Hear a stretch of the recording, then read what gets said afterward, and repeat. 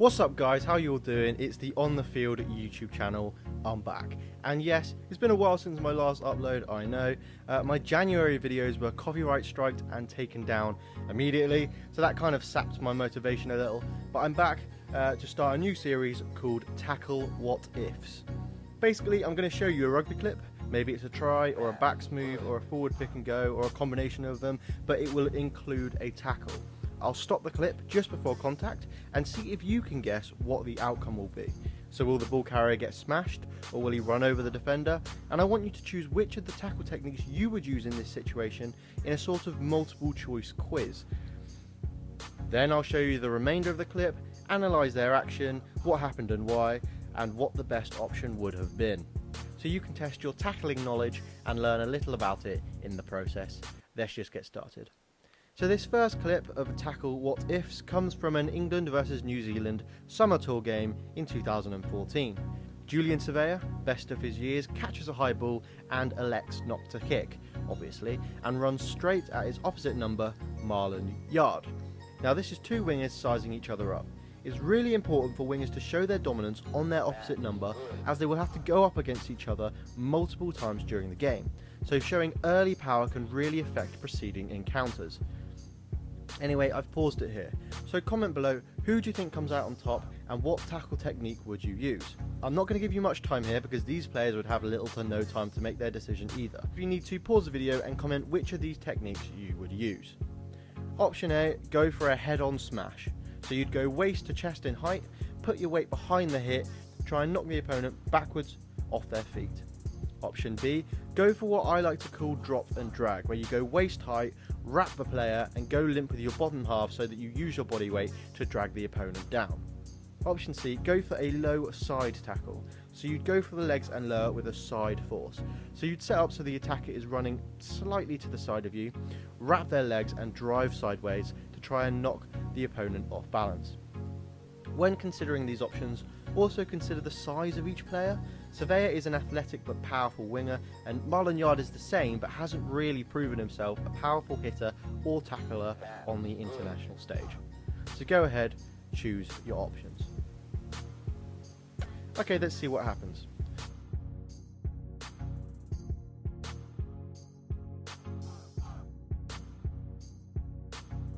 So as you can see, Savea massively bumps Marland Yard. Now you may remember this clip, so you knew this was going to happen, but do you know why? Let's break it down. On first viewing, it looks as if Marland Yard is going to face Savea head on. He's trying to stand up to him and try and send him backwards, probably using the technique described in option A. So it simply looks like both players were going to try and bump the other, and of course Savea wins. However, on closer inspection, this isn't the case. As Yard goes in to make contact, his right foot lifts from the floor, and it isn't parallel to the floor, so he's not just stepping to the side.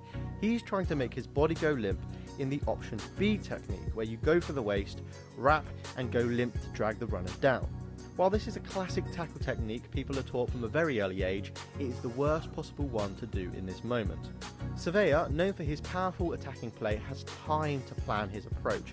He paces his steps so that just before contact, he can plant his foot and create a solid foundation to put his body in a position to bump off tacklers.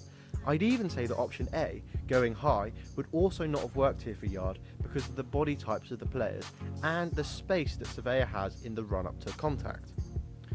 Tuolangi, immediately after this incident, tackles Savea using this technique described in A.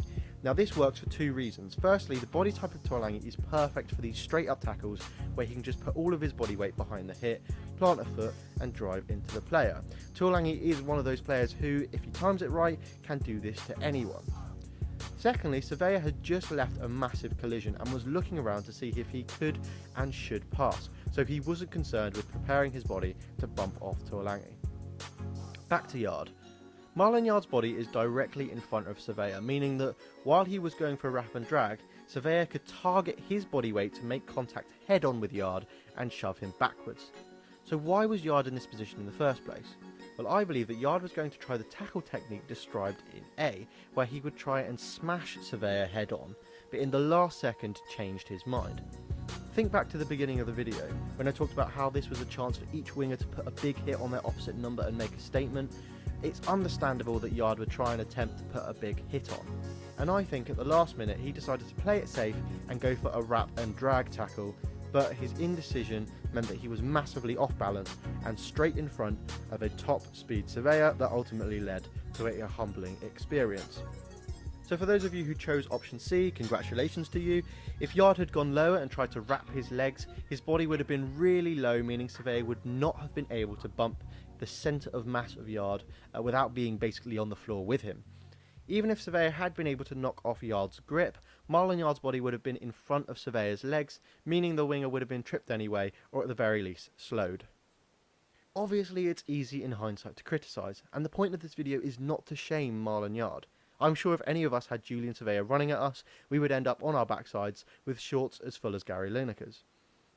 The point of this video is to try and get rugby players to understand how different body types and situations need individual tackle techniques. While this mistake from Yard didn't lead to a try, others in the future might. Thank you for watching. If you want to see more of this series or any of the other stuff I create, please press subscribe and you'll be able to see my content when it's posted. Catch you next time.